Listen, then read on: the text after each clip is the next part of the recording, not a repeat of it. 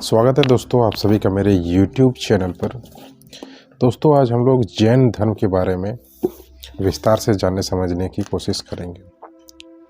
जैन दर्शन, जैन धर्म जो भी कह लें, उनका क्या कहना है, क्या सोचना है अध्यात्म के बारे में, दर्शन के बारे में, इस विषय पे आज हम लोग चर्चा करेंगे।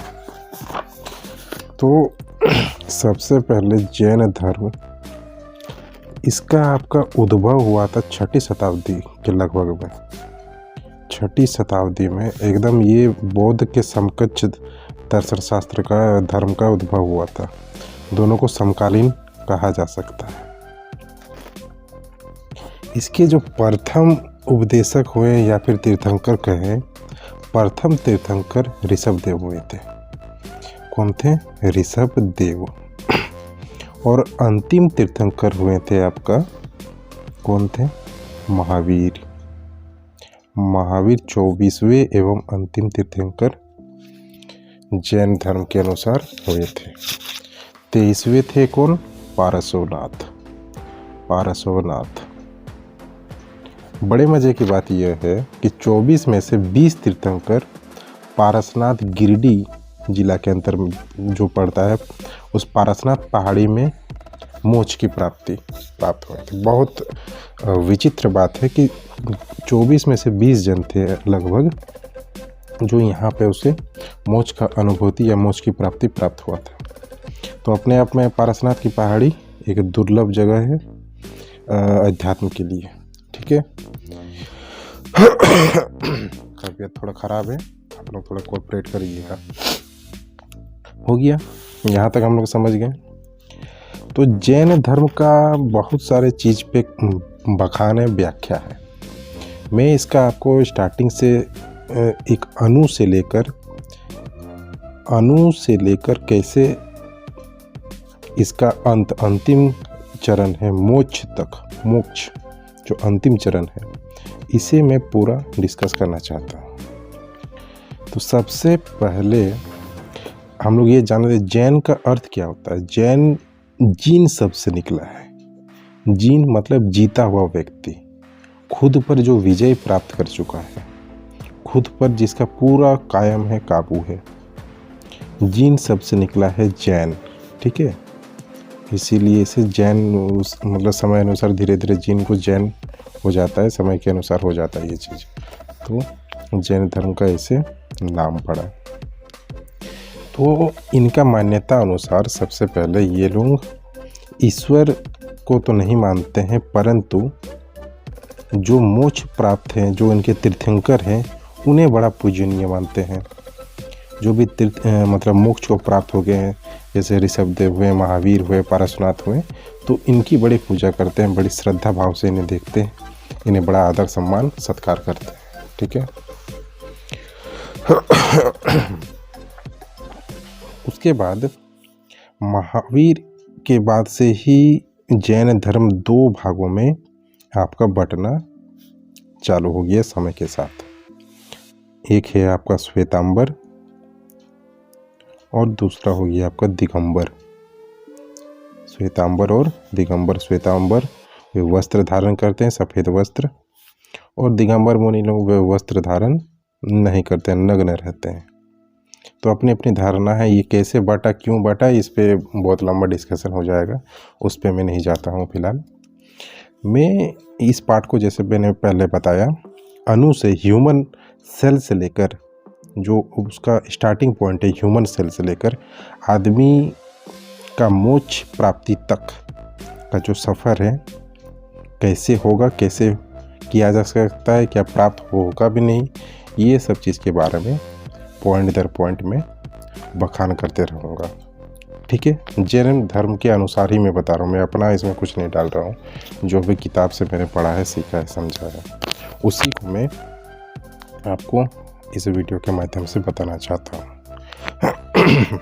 सबसे पहले जो अणु है, ह्यूमन अणु, उसे पुद्गल कहा गया है। क्या कहा गया है? एटम इंग्लिश में हम लोग कहते हैं, लेकिन 6ठी शताब्दी में ही इसे खोज कर लिया गया था और इसे पुद्गल की भाषा दी गई थी। पुद्गल सबसे छोटा समझ लीजिए अणु हो गया सबसे छोटा, जिसे पुद्गल कहा जाता है। और कुछ पुद्गल मिलकर स्कंद बनाते हैं, कुछ पुद्गल मिलकर स्कंद का अनुरूप करते हैं, जिसे कंपाउंड कह लीजिए, ठीक है। तो ह्यूमन पुद्गल के अंतर्गत जो इसका कुछ एक गुणधर्म रहता है, जो नेचुरल गुणधर्म रहता है ह्यूमन पुद्गल का, क्या एक ह्यूमन सेल समझ लिए, पुद्गल ही मैं यूज करूँगा टर्म। ह्यूमन पुद्गल में एक नेचुरल आपका प्रॉपर्टीज़ रहता है, या फिर उसके हिंदी में कह लीजिए एक विशेषता रहता है। क्या विशेषता रहता है उसमें? आपका एक आकार रहता है, आकार का विशेषता होगा, या फिर कलर का विशेषता होगा। तो इस तरह का एक नेचुरल उसमें आपका प्रॉपर्टीज़ रहता है। परंतु हम लोग का ह्यूमन सेल बार बार आचरण कह लीजिए संस्कार के कारण, हम लोग मोह माया में तृप्त हो जाने के कारण इसका बार बार ह्यूमन का मतलब क्या बोलेंगे, जन्म लेने का हमें आकांक्षा तीव्र हो जाती है। मोह माया में फंसकर, मोह माया में फंसने से हम लोग का क्या होता है, टेंडेंसी जो हर एक सेल का रहता है वो जन्म लेने के लिए आतुर हो जाता है।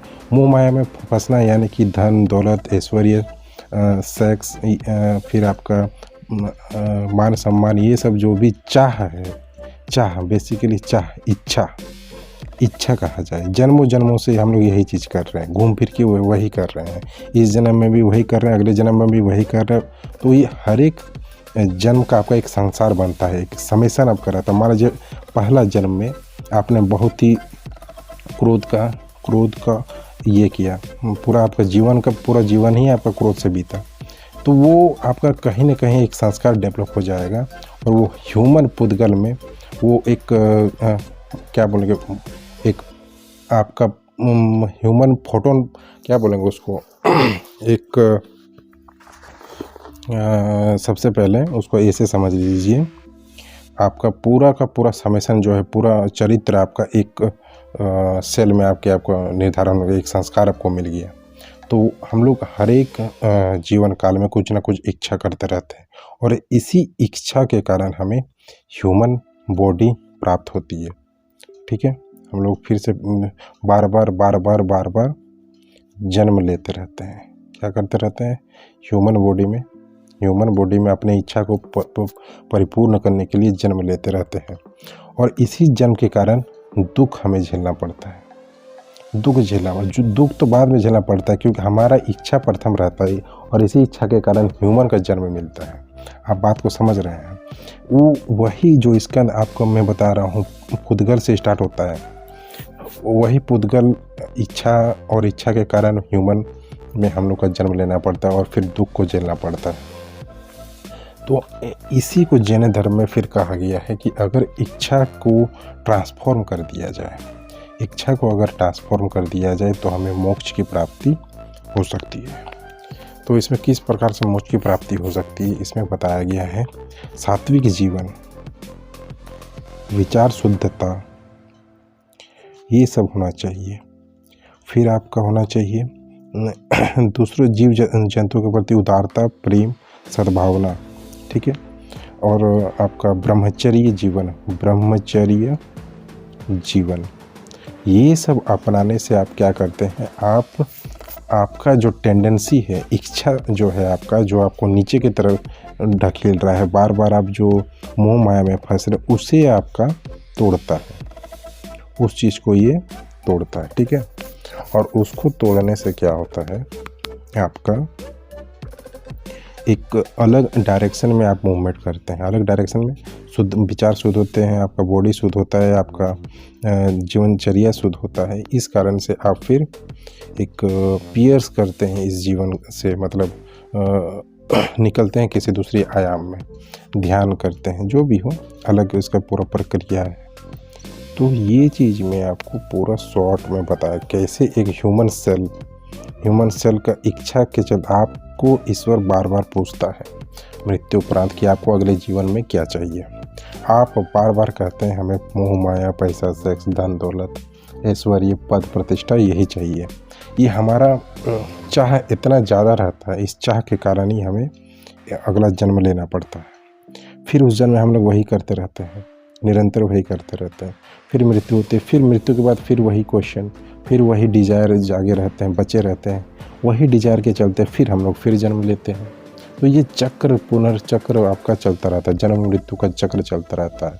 इस चक्र को काटना ही जैन धर्म के माध्यम में बताया गया है। सात्विक जीवन, उस विचार शुद्धता, जीव, कोई भी जीव के प्रति कोई आपको दुर्व्यवहार नहीं करना, हानि नहीं पहुंचाना, प्रेम सद्भावना, ब्रह्मचर्य जीवन, ध्यान, योग आदि। ठीक है। तो आपका जो मांगने, भिखमंगापन जो बोलता है ना, अपने हर एक जीवन में क्या मांगा है, तो यही पद, प्रतिष्ठा, धन, दौलत, ऐश्वर्य यही मांगा है। तो अब जन्मों जन्मों से इसकी प्रैक्टिस है। तो ये प्रैक्टिस टूटता कैसे, इसको तोड़ने के लिए फिर वही मार्ग बताया गया है। तो शायद आप लोग समझ पा रहे हैं मैं क्या कहना चाहता हूँ। ये जो प्रैक्टिस बन चुकी है इतने सालों से, इतने वर्षों से, जीवन से प्रैक्टिस बन चुकी है हमें कि यही चाहिए, तो वो सेल तक पहुँच चुका है। आप बात को समझिए, पुद्गल तक पहुँच चुका है कि मरने के बाद ऑटोमेटिक डिजायर उड़ जाता है। ह्यूमन का टेंडेंसी ही बन गया इस तरह से कि हमें फिर से वही चीज़ चाहिए, धन, दौलत, पैसा, ऐश्वर्य। तो वो एक अणु तक पहुंच चुका है वो बात, उसका गुणधर्म बिगड़ चुका है। आप समझ रहे हैं? आकार, कलर, ये सब बेसिक जो रहता है एटम का आकार, कलर, ठीक है, स्पेस में रहेगा, ठीक है। ये एक एटम के गुणधर्म में आपका कण कण में, मतलब शरीर की आत्मा तक तो छोड़िए, उसका आपका शरीर का हर एक कण कण में डिमांड, मांग, इच्छा हो रही है। मतलब आखिरी सांस तक आप इच्छा कर रहे हैं कि मुझे और कुछ और मिल जाए, मैं थोड़ा और एक दिन और जीवित हो जाऊं, मुझे थोड़ा और पैसा मिल जाए, मुझे और थोड़ा ऐश्वर्य मिल जाए, धन दौलत मिल जाए, मुझे और थोड़ा पद, प्रतिष्ठा, मान सम्मान। तो ये मांगनेपन का कला में हम लोग निपुण होते जा रहे हैं। और इसी निपुणता के कारण जैन धर्म कहता है कि हम लोग अपने आप में खुद दुख में आना चाहते हैं, हम लोग खुद बार बार जन्म लेना चाहते हैं। हम लोग हाँ बोलते हैं तभी हमें प्राप्ति होती है। और फिर हम लोग, अब धन दौलत तो मिलेगा नहीं ऐसे, जो धोखाधड़ी, झूठ फरेब, इस चक्कर में हमें फिर फंसना होगा। तो ये एक फिर आप साइकिल में फंसते रहते। तो इस साइकिल को तोड़ने के लिए फिर जैन धर्म वो अपना मार्ग बताता है। उस मार्ग में भी बहुत आपको डीपली समझ, मैं ये बस थोड़ा ऊपर आपको बता दिया। तो ठीक है दोस्तों, आशा करता हूँ कि ये वीडियो आपको अच्छी लगी होगी। मिलेंगे अगले वीडियो में, तब तक के लिए धन्यवाद।